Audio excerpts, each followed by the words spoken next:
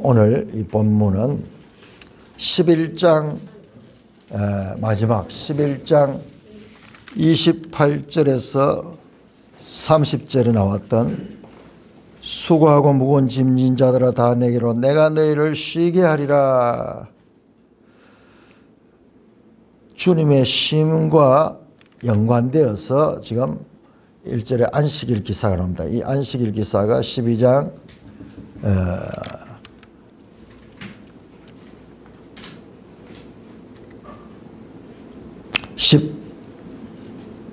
14절까지 계속해서 안식일 기사로 연결이 되고 있습니다. 자, 오늘 본문을 크게 보면은 안식일과 성전, 예수님께서 성전보다 더 큰 이가 여기 있다. 자신을 성전보다 더 큰 이라고 말씀하고, 뿐만 아니라 8절에서는 인자는 안식일의 주인이다. 그렇게 말씀. 자신을 가리켜 말씀하는데, 내가 성전보다 더 크고 내가 안식일의 주인이다. 그렇게 말씀하고 있는 것입니다. 자, 우리 구약 성경에서 가장 중요한 주제가 여기 다 나옵니다. 성전은 공간 속의 안식일처럼 구별되는 것이고, 안식일은 시간 속의 성전처럼 구별되는 것입니다. 그래서 안식일을 시간의 성소라고 이야기하고, 성전을 공간의 안식일이라고 말하기도 합니다. 시간과 공간을 대표하는 안식일과 성전을 지금 다루면서 예수님 자신이 성전보다 더 큰 이고, 그리고 그 안식일의 주인이라고 지금 말씀하고 있는 거예요.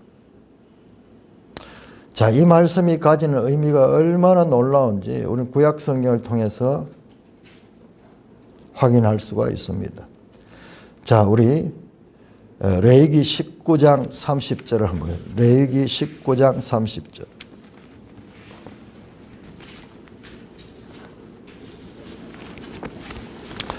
예수님은 성경을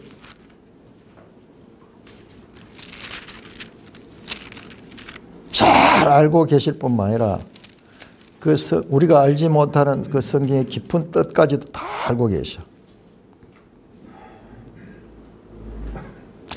레위기 19장 30절 말씀 우리 같이 읽겠습니다. 시작.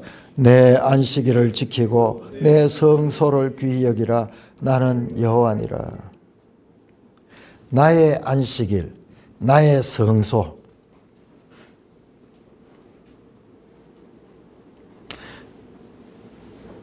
이것을 가장 소중하게 여기라. 자, 레위기 26장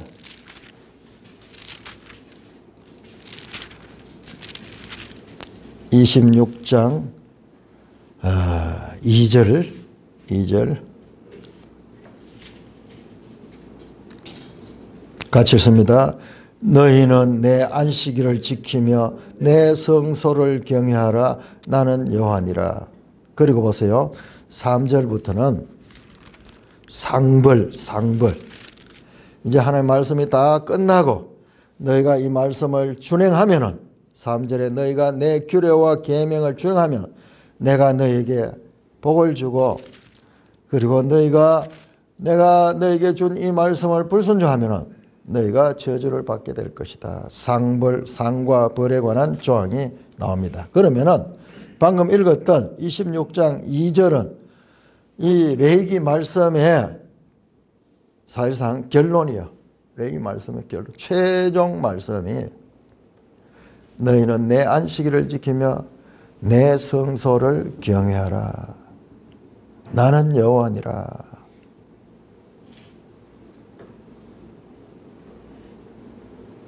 그만큼 이 안식일과 성전에 관한 법은 구약 성경에서도 가장 중요한 법인데 예수님께서 오늘 자신을 성전보다 더 큰 이고 안식일의 주인이시다고 이렇게 선포하고 있는 것입니다. 어마어마한 내용이죠.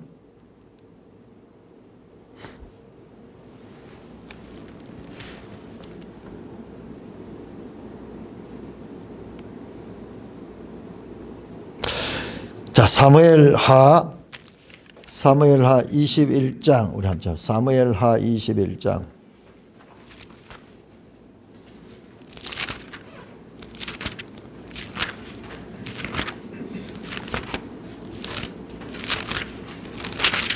사무엘하 21장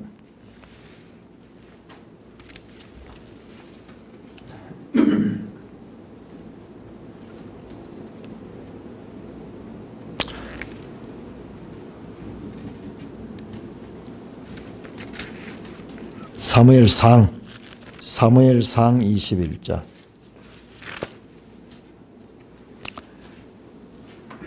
1절에서 6절에 보시면은 오늘 말씀의 배경이 나옵니다. 마태복음 12장 5절에 예수님께서 제자들이 안식일을 범했다고 바리새인들이 예수님께 이제 도전하고 있죠. 당신 제자들이 왜 안식일에 하지 못할 일, 안식일을 어기느냐. 그렇게 말씀할 때 예수님께서 다윗과 그와 함께한 자. 자, 오늘 우리는 예수님과 예수님의 제자, 그리고 예수님께서 사무엘하를 들어가지고 지금 비유하는 것은 다윗과 그의 부하, 예수님과 그의 제자, 다윗과 그의 부하, 이 두 개를 지금 연결시키면서 21장 1절부터 6절에 보시면은 다윗이 사울에게 쫓기면서 부하들과 함께 쫓겨다니면서 먹을 것이 없어가지고 굶주려가지고 죽게 됐어. 그래서 제사장을 찾아가지고 아히멜렉이 가서 먹을 것을 좀 달라고 그럽니다. 그러니까는 제사장이 먹을 것이라고는 성전에서 이 성막 안에 떡상에 매주 안식일에 떡을 교환하는 거예요. 12덩이의 큰 떡을 안식일 되면은 새로운 떡을 구워가지고 올리고 묵은 떡은 그날 덜어내면서 그거를 제사장들이 먹는 거예요.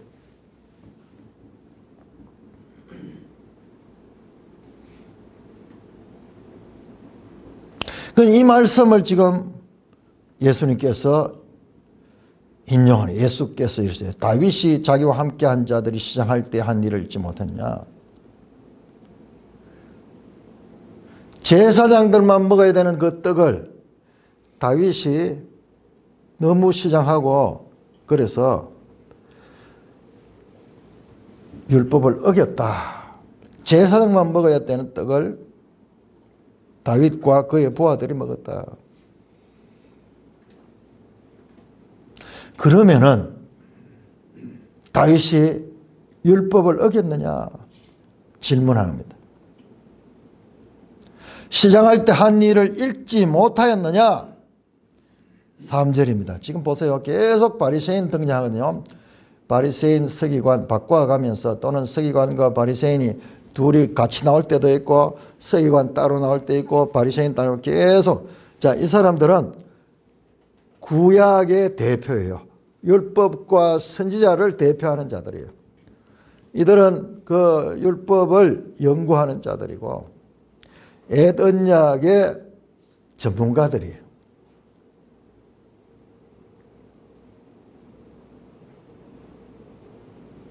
너희가 읽지 못하였냐? 이 사람들은 성경을 잘 아는 사람들, 연구하는 자들, 서기관들은 직접 성경을 필사해서 기록하고 바리새인들은 이 율법을 연구하고 율법을 가르치는 자. 읽지 못했느냐? 너는 많이 알고 있지 않느냐? 그 말이냐. 이 이야기하면 다 아는 거예요. 이 사무엘서 내용을 알기 때문에 다 아는 거예요. 자, 그러면은 다윗이 안식일을 이 율법을 어겼는 거냐? 그런데 우리는 봤을 적에 사무엘상에 이 날이 언제인지 알 수가 없어. 사무엘상에는 안식일에 다윗이 이 떡을 먹었다는 기록이 없어요. 안식일이 안 나와요. 이 날이 언제인지 알지 못해서. 그런데 예수님은 이 날을 지금 안식일 문제로 지금 시비가 붙었거든요. 그러니까 이 다윗과 그의 부하들이 한 날이 안식일에 했는 날이라고 지금 이 말씀을 인용하고 있는 거예요. 아무리 눈을 따고 봐도 이게 안식일인지 아닌지 알 수 없었는데 보니까는 6절에 보니까는 6절 우리 같이 읽겠습니다. 시작. 제사장이 그 거룩한 떡을 주었으니 거기는 진설병 곧 여호와 앞에서 물려낸 떡밖에 없었습니다. 이 떡은 더운 떡을 드리는 날에 물려낸 것이라. 아까 말씀드렸듯이 더운 떡을 드리는 날이 뭐냐 그러면은, 자, 더운 떡은 새로 만드는 새로 구운 떡이에요. 새로 구운 떡. 새로 구운 떡을 올리고, 그리고 그동안 이 물려낸 떡을 이렇게 제사장들이 먹는 그 날이 언제냐? 자, 레위기 24장 8절 한번. 24장 레위기 24장 8절.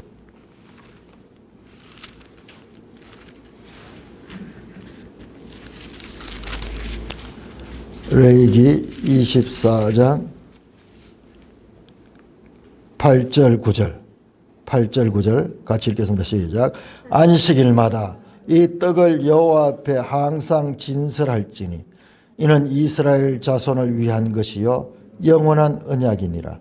이 떡은 아론과 그의 자손에게 돌리고 그들은 그것을 거룩한 곳에서 먹을지니 이는 여호와의 하제 중 그에게 돌리는 것으로 지극히 거룩함이라. 이는 영원한 규례다. 아론과 그의 자손 제사장들이잖아요. 제사장들이 이 떡을 먹는 거예요.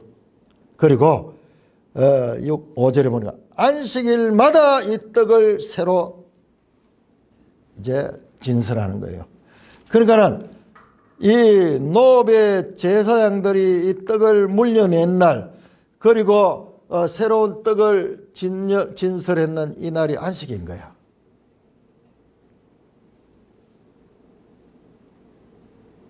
지금 안식일 논쟁이 일어나는데 우리 이 성경만 봐가지고는 여기 안식일이라는 그게 없기 때문에 이 다윗 사건이 단순하게 이제 배가 고파가지고 그 성전 떡만 먹은 것으로만 생각하기 쉬운데 이게 안식일에 일어났던 일이야. 예수님이 이까지 다 알고 있는 거예요. 그래서 아주 적절하게 안식일 문제와 논쟁이 일어났을 때 이 사무엘상을 지금 인용해서 말씀하고 있는 거예요. 자, 이 바리새인들이 유구무원이라. 입이 있어도 할 말이 없는. 왜냐 그러면은 그들이 가장 존경하는 왕이 다윗 왕이기 때문에. 예수님이 질문합니다. 그러면 다윗이 율법을 어긴 것이냐? 역으로 질문합니다. 그러니까 그들이 말할 것을 잃어버리고 있습니다. 지금 예수님은 다윗과 그의 부하들, 그리고 예수님과 그의 제자들을 평행 상태로 놓고 있는데 사실상 다윗은 예수님의 그림자고 모형이에요. 예수님이 원형이고 실체예요. 유대인들이 가장 위대하다고 생각하는 다윗 왕이 오히려 예수님의 그림자고 모형에 지나지 않는 거예요. 예수님은 누군가 성전보다 더 큰 일일 뿐만 아니라 다윗보다 더 큰 일이고 안식일의 주인일 뿐만 아니라 다윗보다도 더 위대한 왕이시다라는 말씀이 여기에 지금 암시되고 있는 것입니다. 특별히 마태복음에서는 다윗과 예수님을 연결선상에 놓고 시작했지 않습니까? 아브라함과 다윗의 후손 예수 그리스도, 이렇게 시작이 되지 않습니까?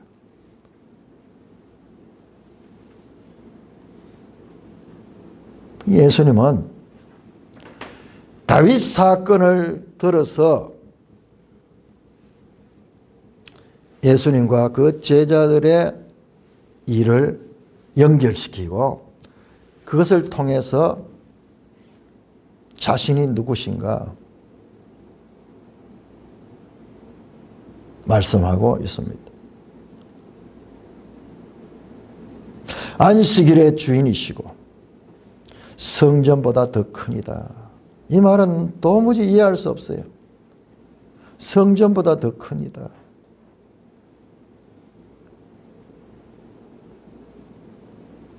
제사장보다 더 크니다 하면은 조금 연결이 되는데, 왜냐하면 제사장도 사람이고 예수님도 지금 사람이니까는 사람의 몸을 입고 있으니까는, 근데 성전은 건물이고 성전은 물질이고 공간 속에 있는 물질이고 예수님은 지금 인격으로 있는데 이 두 개가 맞지 않잖아요. 근데 요한복음 2장에 가면은 예수님은 자신을 성전을 이 성전을 헐라, 헤롯 건물 성전을 헐라, 그리하면 내가 사흘 만에 다시 세우리라. 헐었던 성전을 예수님이 다시 세운다 그래요. 그러면서 설명해, 이는 자신의 이 몸을 가리켜 말씀하심이라. 예수님이 죽으시고 다시 부활하실 때 새로운 성전처럼 그렇게 오신다는 말씀이죠. 마태복음 가지고는 이 뜻이 명확하지 않아요. 누가복음과 특별히 요한복음의 도움을 입어야지. 우리가 새벽에 아침 시간에 이 오디오 성경 오디오 통독 이제 마태복음부터 시작했잖아요. 그 첫날에 보니까는 김윤희 박사라고 그분이 이제 마태복음 간략하게 한 5분 정도 해가지고 마태복음을 압축해서 설명하는데 참 잘 설명하더라고요. 거기서 뭐라고 이야기했냐 그러면은 구약과 신약을 연착륙시키는 책이 마태복음이다. 연착륙. 비행기가 쫙 공중을 날다가 이제 땅으로 이제 착륙을 하는데 그 착륙이 어렵잖아요. 착륙할 때 막 흔들리고 이러는데 이걸 최대한 부드럽게 착륙을 해가지고 이제 활주로를 지나갈 수 있도록. 그래서 마태복음에는 구약 성경 이야기가 그렇게 많이 나오고, 그 다음에 계속 대조하면서 모세와 대조하고 모세보다 더 크니, 그리고 다윗과 대조하며 다윗보다 더 크니, 예수님을 그렇게 연착륙시키기 위해서, 그러니까 갑자기 속력이 나면 안 돼. 그러니까 우리가 봤을 때 7장 11절에 좋은 것을 주지 않겠느냐, 그것도 여기도 그냥 흐릿하게 좋은 것을 나오는데 누가복음에 보니까 그게 성령이라는 것이 드러났어요. 지금 여기서도 성전보다 더 큰 이가 여기 있다 그러는데 이게 무슨 말이지? 너무나 황당한 이야기 같은데 요한복음에 가서 그 뜻이 이제 드러나게 되고, 뿐만 아니라 이 고린도전서 가면 사도 바울이 너희가 성전인가 하나님의 성령이 너희 가운데 거하는 걸 알지 못하냐, 성도들을 성전으로 비유하는 말씀이 나오죠. 이렇게 연속성을 가지고 내용이 이어지고 있다고 말씀합니다. 그러니까 참 이걸 공부를 하면서 그 이야기를 들으니까는 참 표현이 기가 막히다. 뭐라고 표현하겠어요? 이런 내용들을 마치 구약의 세계에서 신약의 세계로 이제 착륙하는데 갑자기 이게 내용이 막 새로운 게 들어가면은 그 독자들이 그 이스라엘 사람들이나 이 그리스도인들이 너무 혼란스러울 거니까는 최대한 연착륙하기 위해서 구약의 것과 신약의 것을 연결시켜 가지고 그렇게 표현하고 있다. 짧은 한마디지만은 제가 이 마태복음을 연구를 하면서 느꼈던 감정을 참으로 절묘하게 잘 표현했다. 그런 생각이 들었습니다. 다윗은 가장 위대한 이스라엘의 이 믿음의 조상입니다. 사무엘하 7장 우리 다시 한번 돌아가 사무엘하 7장 사무엘하 7장은 무슨 내용이 있죠? 자, 사무엘하 7장은 다윗 언약입니다. 다윗 언약. 성경에서 가장 중요한 장 가운데 하나가 이 다윗 언약입니다. 7장 12절부터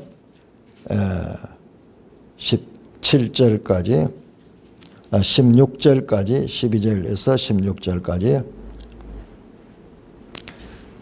다윗에게 하나님께서 말씀합니다. 사무엘하 7장 12절 네 수완이 차서 네 조상들과 함께 누울 때 다윗이 이제 나이 많아서 이 세상을 떠나게 될 때 네 몸에서 날 너의 실을 내 뒤에 세워 그의 나라를 견고하게 하리라. 이게 바로 다윗의 후손이죠. 그러나 1차적으로는 이게 솔로몬이잖아요. 그는 내 이름을 위하여 집을 건축할 것이요 나는 그의 나라 왕위를 영원히 견고하리라. 와, 하나님의 집을 건축한 성전을 건축한대. 실제로 솔로몬이 성전을 건축했잖아요. 그리고 나는 그의 나라 왕위를 견고하리라. 실제로 솔로몬은 40년 동안 왕으로 통치했습니다. 그러나 여기서는 그의 왕위가 영원히 견고하리라 그랬는데 솔로몬이 죽자 그 후손들에게서부터 그 아들 르호보암 때부터 나라가 갈라져 버렸어. 견고하지 않게 안 됐어. 뿐만 아니라 586년 바빌론에서 망해버렸어. 이 말씀이 도대체 무엇을 가리키는 이야기가? 하나님이 그냥 과장법으로 이야기했는가? 유대인들한테 이 말씀을 해석하라 그러면은 해석할 수가 없어요. 하나님이 거짓말 하셨는가?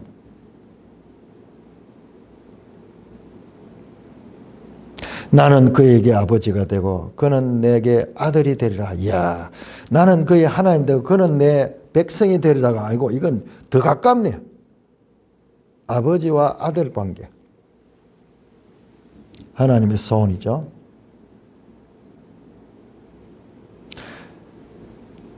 그가 만일 죄를 보면 내가 사람의 매와 인생의 채찍으로 징계하리노라. 내가 내 앞에서 물러간 사울에게서 내 은총을 빼앗은 것처럼 그에게는 빼앗지느라. 그 나라는 사울이 왕위를 가지던 그 나라는 그 왕권을 사울은 빼앗겨서 다윗의 후손에게로 다윗과 다윗의 후손에게로 이제 왕조가 넘어가게 했지만은 그러나 이 왕조는 결단코 끊어지지 아니한다. 16절 내 집과 네 나라가 내 앞에서 영원히 보존되고 네 왕위가 영원히 견고하리라. 하나님이 실제로 불과 한 500년도 안 돼 가지고 이 나라를 망하는데 이 말씀은 도대체 무엇을 가리키는가? 그래서 수수께끼 중에 수수께끼인데 그 답이요. 그 답이 지금 마태복음에서 계속 아브라함과 다윗의 자손 예수 그리스도. 자, 우리 또 한번 찾아봅시다. 9장 27절 한번. 9장 27절. 마태복음 9장 27절. 예수께서 거기에서 지나가실새 두 맹인이 따라오며 소리질러 이르되 다윗의 자손이여 우리를 불쌍히 여기소서 하더라. 마태복음에서 처음부터 강조하는 것이 예수 그리스도 누구냐? 다윗의 자손이다. 오늘 이 말씀을 통하여서 예수님께서 사무엘상 21장 다윗 기사를 자신과 연결시키는 것도 지금 예수님과 이 다윗의 연관성을 지금 설명하는 거예요. 12장 23절 한번 볼까요? 12장 23절.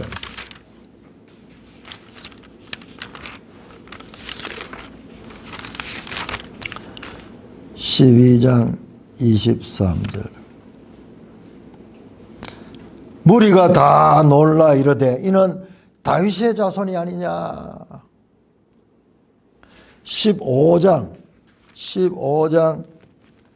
22절.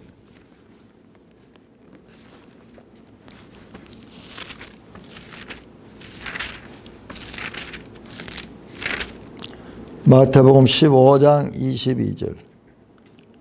우리 같이 읽을까요? 시작. 가난한 여자 하나가 그 지경에서 나와서 소리질러 이르되 주 다윗의 자손이여 나를 불쌍히 여기소서. 주 다윗의 자손이여. 자, 20장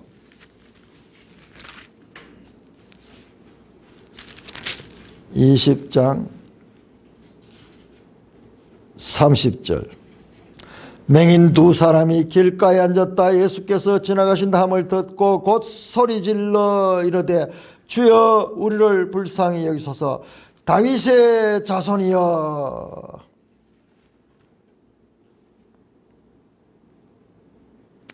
(31절) 무리가 꾸짖어 잠잠하라되 더욱 소리질러 이르되 주여 우리를 불쌍히 여기소서.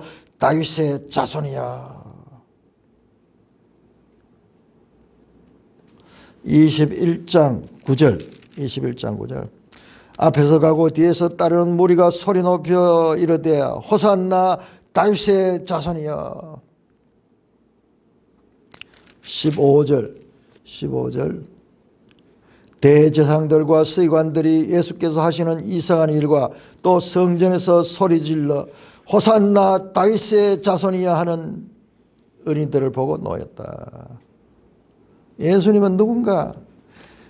바로 다윗의 자손이다.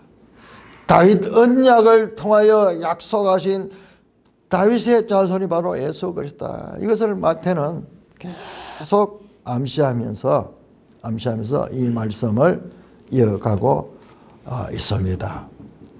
자, 그런데 놀라운 반전이 일어납니다. 자, 22장 42절. 이제 다윗의 자손이 마지막 나옵니다.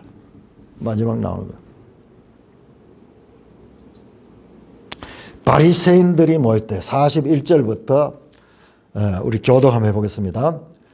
22장 41절에서 45절까지 41절에서 45절입니다. 바리새인들이 모였을 때 예수께서 그들에게 물으시되 너희는 그리스도에 대하여 어떻게 생각하느냐? 누구의 자손이냐? 대답하되 다윗의 자손이니이다. 이러시되 그러면 다윗이 성령에 감동되어 어찌 그리스도를 주라 칭하여 말하되 주께서 내 주께 이르시되 내가 내 원수를 내 발 아래 둘 때까지 내 불편한 자 있으랴 하셨도다 하느니라. 같이 다윗이 그리스도를 주라 칭하였은즉 어찌 그의 자손이 되겠느냐 하시니.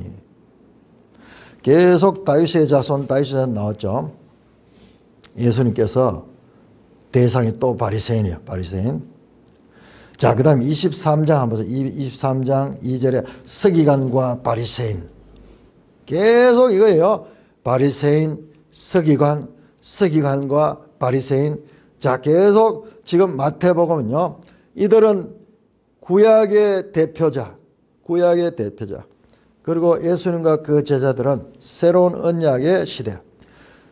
이 에덴약과 새 언약의 이 관계를 지금 때로는 첨예하게 대립시키고 때로는 이렇게 연착륙시키며 지금 신약 성경의 첫 책을 통하여서 하나님의 구속사적인 변화, 그러면서도 발전 상태, 그거를 지금 끊임없이 그걸 이어주고 있는 거예요. 마태복음 전체가 그 내용이에요. 얼마나 가냐. 그래서 우리 매일 성경 마태복음 해설을 하신 분이 그렇게 이야기하잖아요. 새 언약이다. 전부 새 언약이라고 하는 거예요. 새 언약에는 단어 하나 안 나오지만은 전부 새 언약을 지금 가르치고 있는 거다. 제대로 보면요. 정말 그래요. 정말. 자, 마지막 다윗의 자손에 대해서 예수님께서 일부러 바리새인들에게 질문합니다. 너희는 그리스도에 대하여 어떻게 생각하냐? 누구의 자손이냐? 다윗의 자손이다. 그리스도는 다윗의 자손으로 온다. 그래, 말 잘했다. 이러시되 그러면은 예수님께서 더 깊은 질문합니다. 다윗이 성령에 감동되어 어찌 그리스도를 주라 칭하여 말했는가? 그러면서 44절, 이게 시편 110편이거든요. 신약 성경에 가장 많이 인용된 구약 성경이 바로 이 시편 110편이에요. 110편 1절. 주께서 내 주께 이르시되 내가 내 원수를 네 발 아래 둘 때까지 내 우편에 앉아 있으라 하셨다. 다윗이 기록한 시편 110편이요. 주께서 내 주께 이르시되, 주가 두 분이 나와. 주와 주가 대화를 하는 거예요. 주와 주가 대화를 하는데, 너는 내 원수를 네 발 아래 둘 때까지, 원수를 완전히 이제 멸망시킬 때까지 내 우편에 앉아 있어라 했다고 그렇게 말하는 거예요.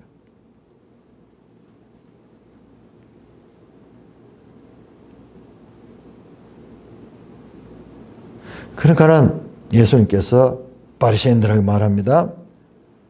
다윗이 그리스도를 주라고 이야기했다. 그 주 한 분은 성부 하나님이시고 그 또 한 주는 그리스도를 가리키는데, 다윗이 주께서 내 주께 이러시기를 말했다 그러면은 그 두 분 다 다윗의 주님인데 어찌하여 주님이 다윗의 자손이 될 수 있겠는가? 질문만 하십니다. 그 사람들이 한마디도 능히 대답한 자 없고 감히 그에게 묻는 자다. 완전 핵심을 찌르면서 질문을, 오히려 이 말에는 메시아 그리스도는 다윗의 자손이기도 하면서 다윗의 주다, 그 말씀이에요. 역사 가운데 하나님의 구속사적인 의미 가운데 다윗의 혈통을 따라 다윗의 후손으로 이 땅에 오셨지만은 본질적으로 그분은 다윗의 주인이시다. 그렇게 말씀합니다. 예수님은 무슨 권위를 가지고 이런 말을 할 수 있을까요? 자신을 성전보다 더 크니다. 내가 다윗의 주인이다. 내가 안식일의 주인이다. 지금 어마어마한 이야기를 하고 있는 거예요. 경천동지할 이야기가, 지금 이 말이 조용한 글로 되어 있는 것 같지만 이 의미를 깊이 생각하면 생각할수록 천지를 개혁하는 그와 같은 말씀. 인자는 안식일의 주인이다. 매일 성경을 보시면 오늘 이 찬송이 이날에 맞춘 찬송이 32장이에요. 32장이라. 우리 이 찬송 한번 불러보겠습니다. 부르면서 왜 이 찬송을 이 주제, 이 오늘 본문에다가 이 찬송을 배치했는가 한번 찬송을 부르면서 한번 생각해 봅시다. 32장입니다. 32장.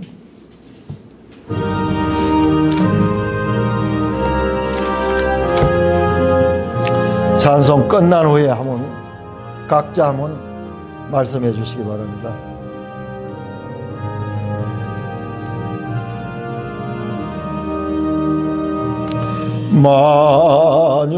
만유의 주체 존귀하신 예수 사람이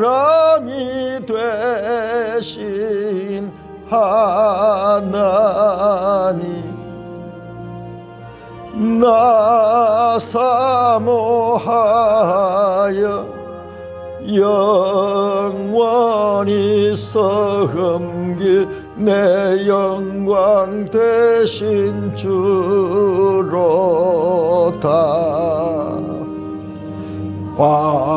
화려한 동산 무성한 저 수모 다 아름답고 묘하나 순전한 예수 더 아름다워 봄 같은 기쁨 주시네.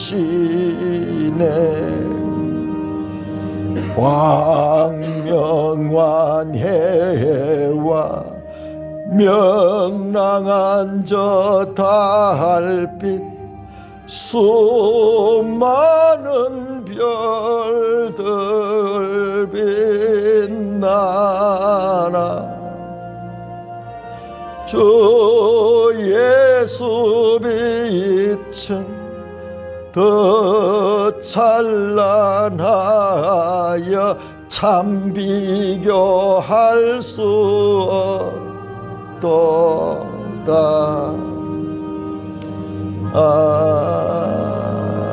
아멘. 야, 이 찬송 가사도 새롭게 보이네요. 이 가사를 한번 보세요. 2절에 보니까는 화려한 동산 무성한 저 수목 참으로 아름답고 묘하다. 그러나 예수는 더 아름답다. 비교급이잖아요. 계속 마태복음에서 성전보다 더 크시니 서기관과 바리새인보다 더 나은 의, 요나보다 더 크시니 솔로몬보다 더 크시니. 계속 한번 보세요. 끝까지 지금 비교합니다. 에덴 약보다 새 언약이 더 크고 더 본질적이고 더 하나님의 뜻의 핵심을 가리키고 있다. 3절도 이 해와 달, 수목들, 이 별들 어마하고 빛나지만은 그러나 예수의 빛은 더 찬란하다, 더 찬란하다.